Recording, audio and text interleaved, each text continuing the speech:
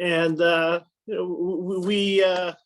world followed very closely the passing of Queen Elizabeth and her funeral, and obviously in the Jewish community of the United Kingdom, the Queen is a leader and someone who people respect and, of course, pray for. We've spoken before in this series about prayers for the government, praying for government you disagree with. Right? Jews pray for the government because, as the rabbis teach in Pirkei Avot, that without rule of law, people eat each other alive. Right? Ish et re'eho chayim bela'o. And so, what in particular, and there's always been focus on the monarchy's relationship with the Jewish community in Great Britain. Once upon a time, the Jews were expelled from England. But really, in the last 100 years, the Jewish community of England has been fairly stable. Now, one of the great, black marks against England was its role in Mandate Palestine. The fact, especially during World War II, they didn't let people in. I've always, it's always felt strange about how, at least in political circles, or when the ambassador or Israel's ambassador to London or the prime minister visits England, like, how can you be so nice when this is what we imagine people who were there in the 30s and 40s under Mandate Palestine as the Arab uprisings were starting, and the British soldiers didn't always do what they were supposed to do, sometimes helping the Arabs. It's kind of a major stain on the record. How do you live with someone like that? How do you kind of turn the other cheek, as it were? Especially those who have family members who were in Israel at that time. I'm sure some of us have family members. My wife's family moved to Israel in the early 1930s before the white paper. But be that as it may, we always make the best of whatever situation we have, right? Whatever, I guess it's an appropriate election day message that whatever leadership we have, we try to make the best of it. But but in particular, there's an interesting, footnote to this situation relating to an article that appeared just recently, because after the passing, when the chief rabbi of Great Britain, Rabbi Mervis, went to pay condolences, they made an adjustment for him to be able to go in a different hour so that he wouldn't have to violate Shabbos. And now, lo and behold, the rabbi has a sleepover with King Charles. Look at source number 1, right? The UK chief rabbi to stay with King Charles to be able to attend coronation on Shabbat. This was reported in Great Britain. Chief Rabbi UK Ephraim Mervis will be an overnight guest of the royal family in May, so that he will be able to attend King Charles's coronation that will take place on Shabbat. Mervis and his wife Valerie will stay at Clarence House on Friday, May 5th, 2023, in order to attend the coronation scheduled for the following day, reports the Telegraph. Mervis and his wife are unable to travel to the ceremony by car, according to Jewish law. Mervis' family will celebrate Shabbat in the local Jewish community Friday night and then walk less than a mile from Clarence House to Westminster Abbey on Saturday. Royal coronation of King Edward VII in 1902 also took place on Shabbat. The chief rabbi of Britain at the time, Herman Adler, stayed in a nearby synagogue to be able to attend after leading Shacharit, according to the Jewish Chronicle. Last month, the palace accommodated Mervis and moved forward a meeting between the king and faith leaders. You'd be able to return to synagogue for Shabbat. So you see, it's like we was mentioned, it's been over 100 years. There's been relations, and the role of the chief rabbi being viewed as important enough that they make accommodations. Now, all sorts of questions, were running through my mind. I don't know about yours. Is that the only way? How far is the walk? Again, it's nice to be invited over to the king. I don't know, when was the last time anyone was invited over to the king? To be able to have that type of a relationship. But it does show it shows a warm relationship, which I think we will see the Jewish community has generally, throughout its history, tried to earn by respecting kings. And there does seem to be a certain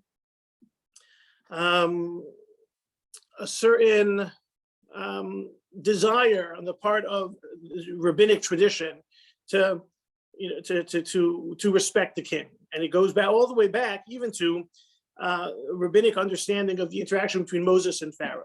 Like, would we expect Moses to be respecting Pharaoh? Would we expect the Pharaoh to be given honor and respect? No. Why should Pharaoh be given respect? He's destroying the Jewish people.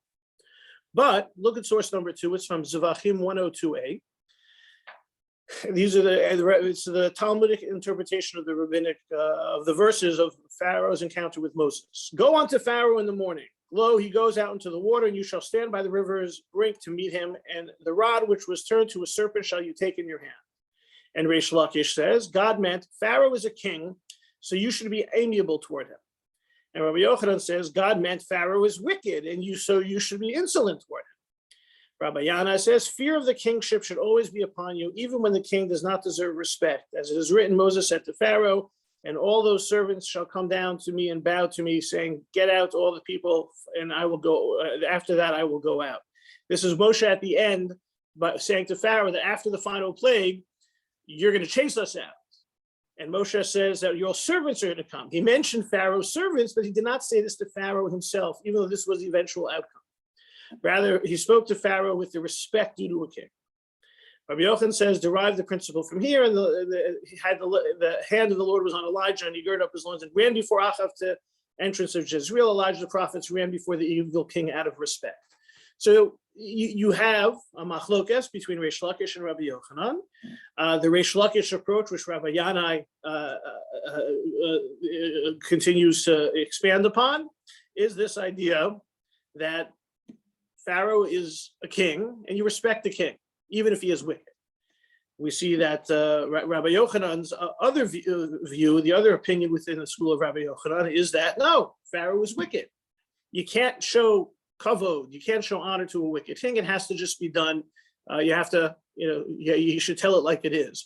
But so even though it's a machlokas, there does seem to be this recognition of the fact that you show honor and respect to a king, no matter how wicked. And it just seems that there's a desire for the Jewish community to have the right relationship with those in power. As is often the case, Jews are looking out for their own interests. The Jews are looking out for protection. They figure a close relationship to the king will lead to protection. And this idea is also reflected in the halacha that source number 3, Talmud and Brachot, one who sees Jewish kings recites the idea, Baruch atah Hashem Elokeinu melech olam, the source of all blessing is our God, King of the universe, that Chalak michvodo li reyav, shared his glory to those who revere him. This is a Jewish king. God shares his glory with those who revere him. God, who is King of the universe, has also appointed human beings to also be kings as well. So you have that you have that bracha, and one who sees kings of the nations of the world recites Chalak michvodo lebasar vadam. Right, 2 different blessings. First, just want to point out that the translation here translates the word Baruch as the source of all blessing. Usually, how is the word Baruch translated? If you're looking in a Siddur, people translate it as blessed, and I think that that's not really a helpful translation, because what does blessed, what does blessed really mean? It's not really such an easy word per se, this idea of blessed. So I like to, if you look at, instead of translating the opening phrase of a blessing as, blessed are you, our Lord, King of the, God, our Lord, King of the universe, I think it runs much better to say the source of all blessing is God, our Lord, King of the universe.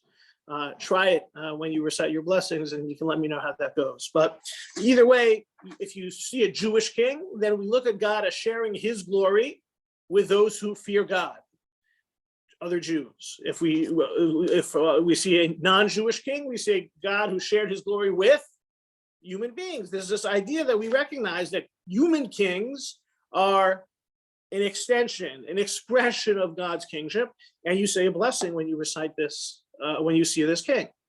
So, the question, there are a number of questions that we can ask about this, including, for example, does this apply to queens? Not the borough, but to queens. Does it apply to queens? And this is a topic because what is the source in the Torah? We're going to have to, we're going to tie this all together with, how, what is a king in Judaism represent versus maybe in secular or in general political society. But the verse that starts off the Torah's discussion about kings is found right in the book of Devarim. Som tasim alecha melech. You'll appoint a king over yourself. And there's a very famous rabbinic tradition that when God commands a king, it refers to melech velo malka. It's a king, but not a queen. And there's a whole discussion in Jewish law that really, and this sets off a whole discussion about the role of men and the role of women. The idea that women in Jewish law don't have what's called srara. They don't have authority. They're not meant to be placed in positions of authority, or maybe only in the house where the women rule. But in political authority or military authority, there's this idea that women don't have that role, and that's a divine imperative that came from the idea that you can have a king and not a queen. So, and this extends the whole discussion about the idea of women having roles within the Jewish community. So some extend this to the idea of a woman being a rabbi, because although if anyone who's ever been a rabbi knows rabbis have no authority, and nobody listens to rabbis. So I don't know why anyone thinks that that's a disqualification for women, but it's a whole separate discussion. But that this tradition is invoked, or the idea they even talk about women not being in positions of srara, of authority, as women. What's about women being synagogue presidents? Now, I would imagine if you ask synagogue presidents if they have authority, the answer is obviously no. But the idea, it emerges from there. And so a question we can ask is, when you make a blessing over a king, do you make a blessing over a queen as well? So this was actually addressed by Rabbi Moshe Sternbuch. Rabbi Moshe Sternbuch was a leader of the Haredi community in Jerusalem. He was originally from South Africa, and it's in source number 4. And he says that I saw about various rabbis who dealt with im levarech al malka. Should you say a blessing over a queen? So he says the second line toward the middle of the line after the comma, udivrehem timuhin she'en mevarchen ela al kavod malchut. Right, the idea of you're not. This is not about deciding whether a woman has authority or not, but it's the position, right? And so therefore, if it's about honor, as he concludes, az dafka ra'ui levarech, we're talking about a position, and the position of monarch, of royalty, it's not really about their power or the control or that they exert over their country. It's about the occupant of the chair. So whether if the monarch is male and the monarch is female, you still make the blessing. We could also ask is who does this apply to? Would this apply to a governor? Does this apply to the president? Does this apply to prime ministers? So Radvaz, Rabbi David ben Zimri, really in the 15th, 16th century, tries to define who is it that is deserving of this blessing. Source number 5: anyone who is important in his position of authority, like a king, and can judge and execute his subjects by his law, and there is no one who can overrule his orders. He is like a king, and we recite upon him the blessing of sharing his glory or gave of his glory. So it seems that there is power. The question is this unlimited power or not? It seems, and this was definitely picked up by later authorities, that it's if you have the power of life and death. So that's what he says. Can you execute your subjects? Well, do presidents have the power to execute? Do kings have the power to execute? Not really. Some say that it's not the power necessarily to execute, but you do have life and death power. So, for example, if you have the power to pardon, like they talk about if someone is on death row, and if you have the ability to say, you live, well, that person is about to die, and you get to say that he lives. That's the power of life. So that might mean a governor has that, depending on what the rules are in that place. So there's, it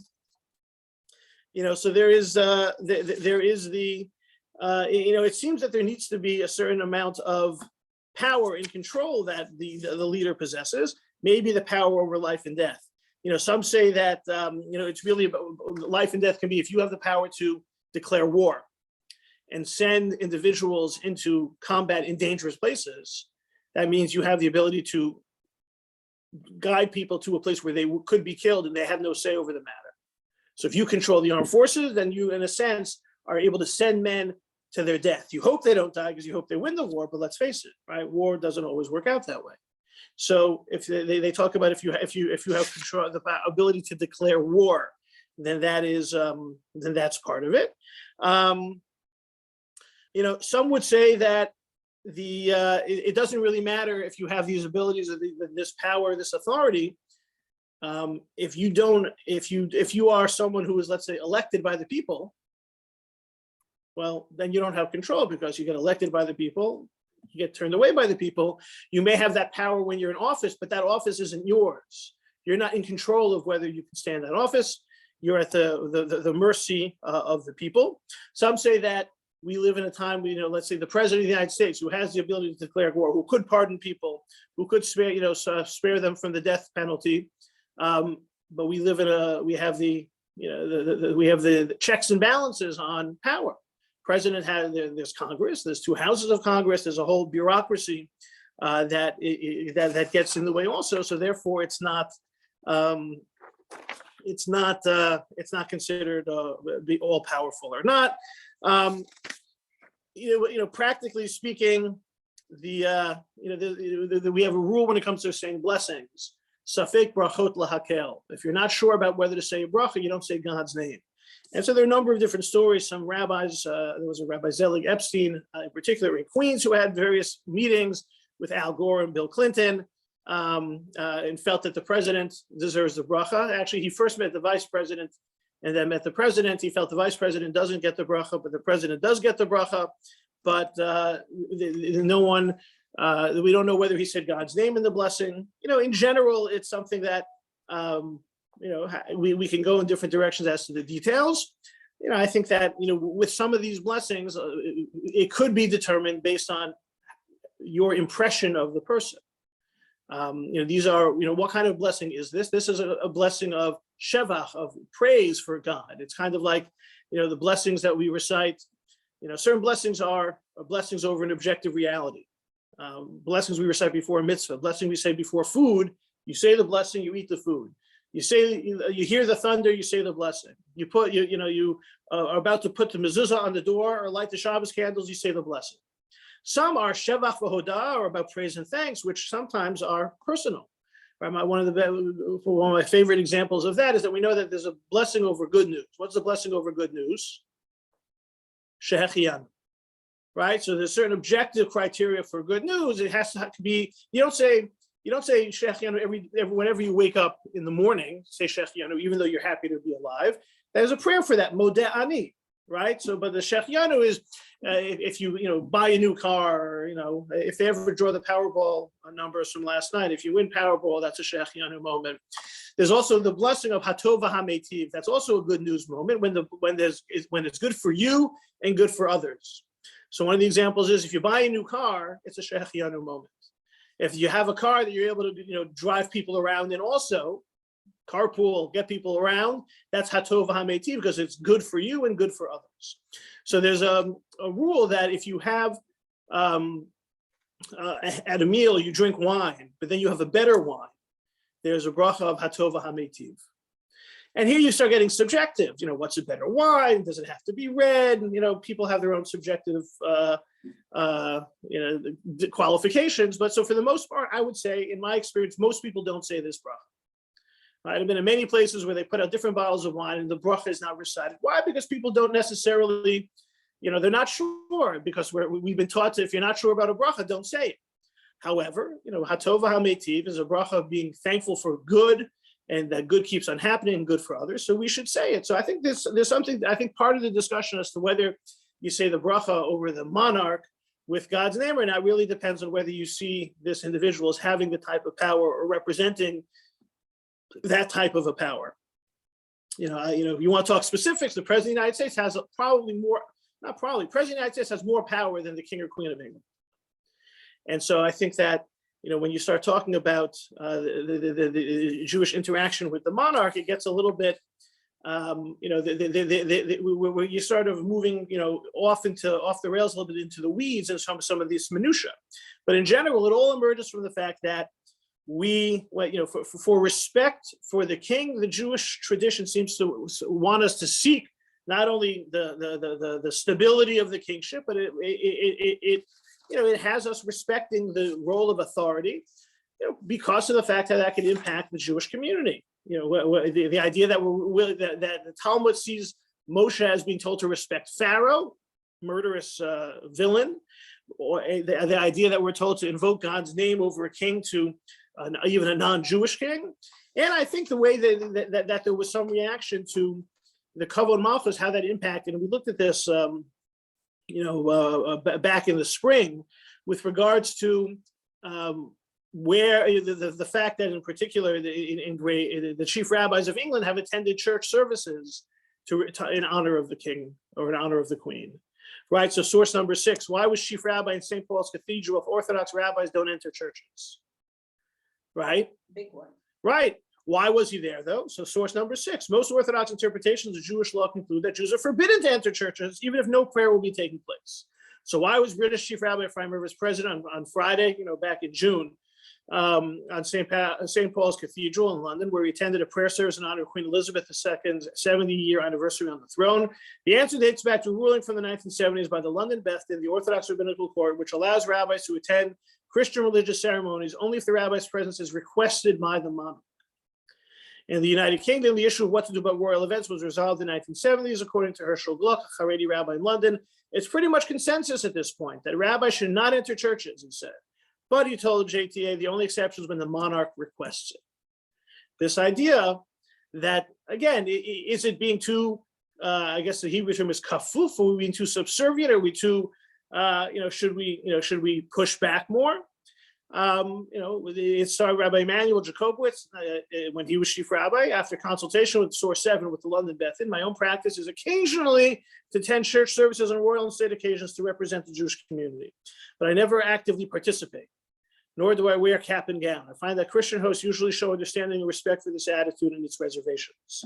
But he goes, and this respect for the monarchy. But what I'm pointing out is this kavod malchut is ingrained into the Jewish psyche, the rabbinic tradition.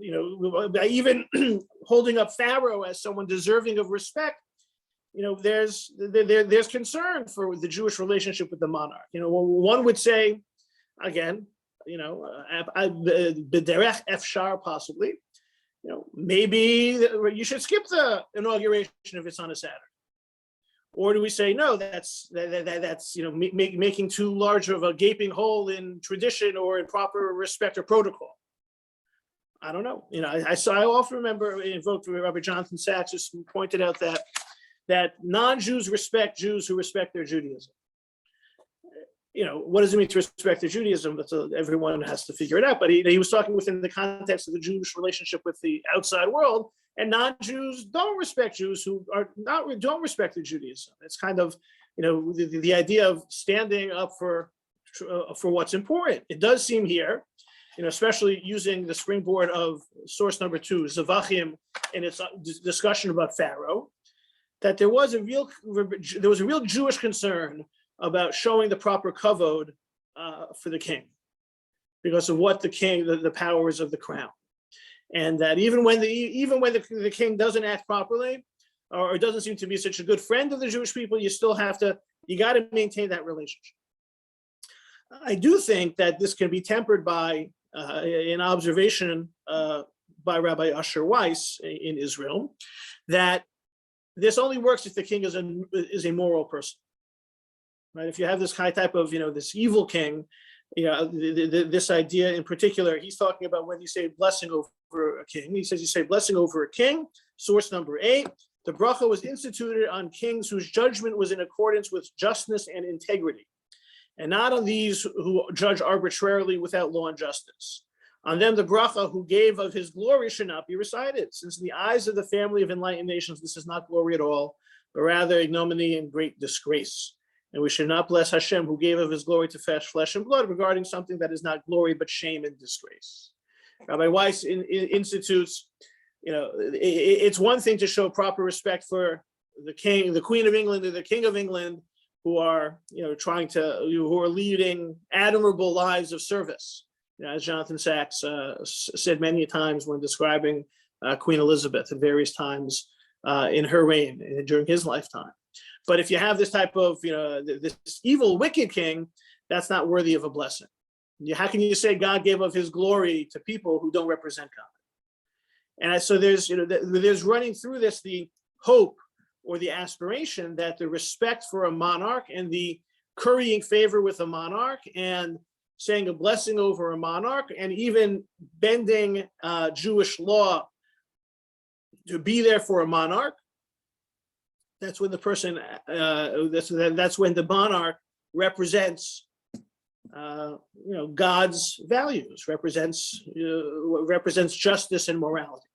And someone who doesn't represent that doesn't, they may have that power, but they're certainly not worthy of a blessing.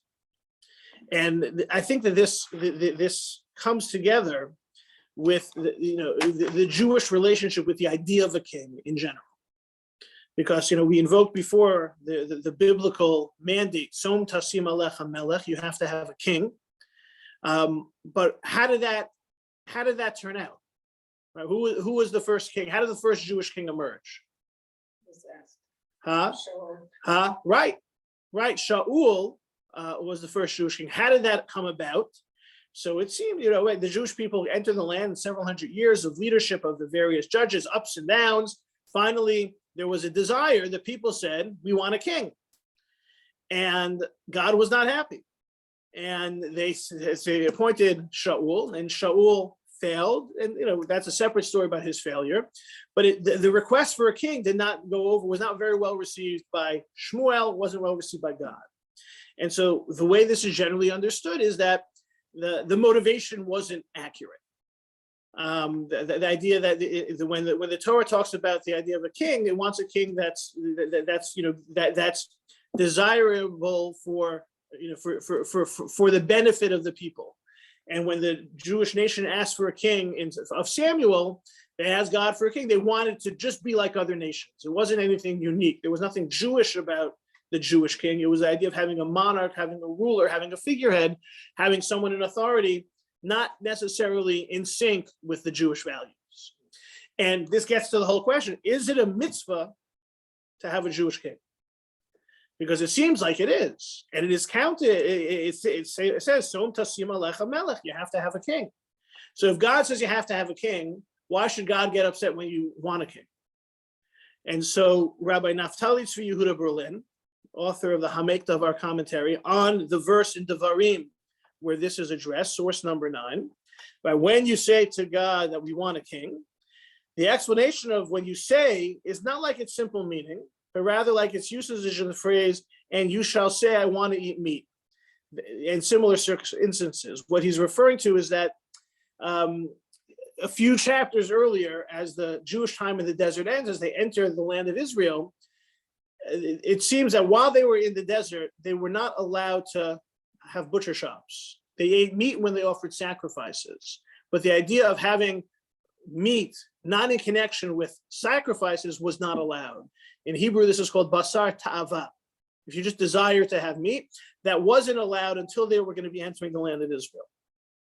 So the idea of that where it says, where it should say you want to eat meat, is you have a desire. It's not. There's no independent mitzvah to eat meat, but there are mitzvot involved should you want to eat meat.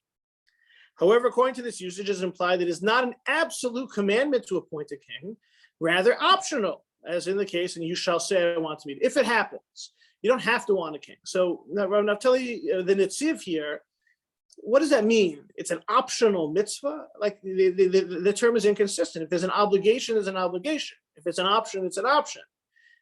So he says, behold, it is known in the words of the sages that is a commandment to appoint a king. But if so, why is written in when you shall say? And it appears that it is because the government of a state depends upon whether it is run according to the opinion of a monarchy or according to the opinion of the people and its representatives. And there are states that cannot support the opinion of the monarchy, and there are states that without a king are like a ship without a captain. And so such a thing cannot be done according to the coercion of positive commandments, since a matter that is relevant to the government of the public touches upon mortal dangers, sakanat nefashot, which pushes off a positive commandment. For this reason, it is impossible to absolutely command the appointment of a king so long as it is without the consent of the people to support the yoke of the king as a result of their seeing states around them functioning more properly with the king. And then only when they do, so it is a positive commandment for the Sanhedrin to appoint a king. Then it sees this as situational and as a sequential series of steps, right? You can't say to people, you have to have a king, because then you're going to force them into a situation which may not be tenable based on the realities of the nation. So it requires the people wanting the king. It requires the people supporting the idea of a king. It requires the idea of a king and the position of king being in the best interest of the people, and that without the king that's supported this way, then you're in a situation of sakana. So the Netziv is saying that this idea of having a king is only when the situation is such that the people want the type of a government, of a monarchy, that will help the nation thrive. And if that's what happens, then the religious leadership endorses the idea of appointing a king. And so it's that's why he says at the end the Sanhedrin will appoint the king, like the way Shmuel appointed the king. The idea of and so the problem in the times of Shmuel and Shaul is that was not the situation. The Jewish people were not appointing a king because it was in the best interest of the entire nation. They were doing it for other reasons. And so it was not built upon a stable foundation. And ultimately, Shaul crashed and burned and failed. But what's meant to be achieved is stable, productive, effective leadership for the people so that the nation will thrive. And that's an existential need. And so you want the leadership to be there to support the people so that they will be able to survive and thrive. So selecting a leadership model, a model of government that's not in the best interest of the people, then that's the opposite. So it's only a mitzvah to appoint a king when there's that level of support. And so I think that that is that understanding of the way we have this kind of love-hate relationship with the monarchy as an ideal form of government. It really depends on the people. It's really about self-interest. I think that is helps us understand the idea that some of the sources that we saw, that the rabbis want you to be close to the person in charge for survival, for the well-being of people. And sometimes it's the wrong person, but you do it anyway. But ultimately, as you keep going through, you want the right relationship, and you're willing to make certain even religious compromises for the close connection with the monarch.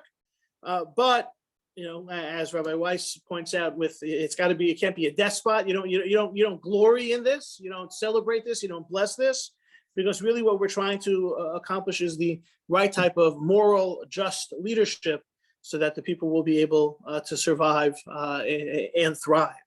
And so it's, when you talk about the Jewish response to the modern monarchy, for the most part these days, we have kings who are more like figureheads. And it does seem that Jewish law supports making certain exceptions and to try to connect as much as possible. You notice, no one is suggesting Rabbi Mervis violate Shabbos to go to an inauguration, maybe to go into a church service that, with all of the complexity and the cloudy nature of what kind of, religion that is, to attend a church service. What's the problem with it in the first place? But maintaining that close connection is important. But really, what's most important is to select the type of a government that works, for the people in a just and proper society. Questions or comments or thoughts? Ultimately, I do think Mel Brooks was correct when he said it's good to be the king. But whether it's good to be the people under the king, certainly. Certainly depends on the situation. Questions, comments, reactions?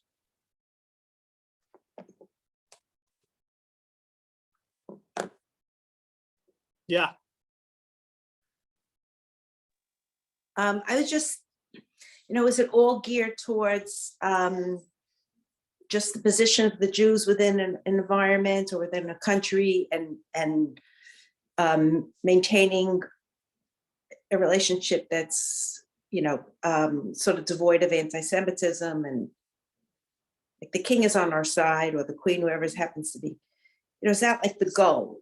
Because right. So I think it's mostly about self-interest. I think when the king, when the monarch expresses, lives values that are, that bring glory to God, that's how you have that bracha. I think that but I think a lot of the discussion about practically about whether to say that blessing or not, you kind of get lost among the primary issue, at least in the Jewish approach to the non-Jewish monarch, is how do we protect ourselves? There's a lot of self-interest. Right. Look, in general, a number of the sources in the Talmud that connect, the rabbis connecting with, developing relations with the Roman leadership, right? Because most of the Talmud is when Rome is in charge. So the rabbis connecting with the Roman leadership is often to create a stable relationship for the benefit of the Jewish people. It's kind of in general, people, sometimes, Jewish politics is often the politics of self-interest, because we were never in charge, right? That's why the state of Israel presents such a fascinating, example or laboratory for a lot of these things. So so I think that, but for much of the time, Jewish politics is the politics of self-interest. Meaning more traditional, and that, I think it reflects itself in the way you see, the different aspects, different segments of the Jewish community today. Those who are more traditional are often more motivated by self-interest. It could be Israel, it could be, a church state, it could be money for Jewish day schools.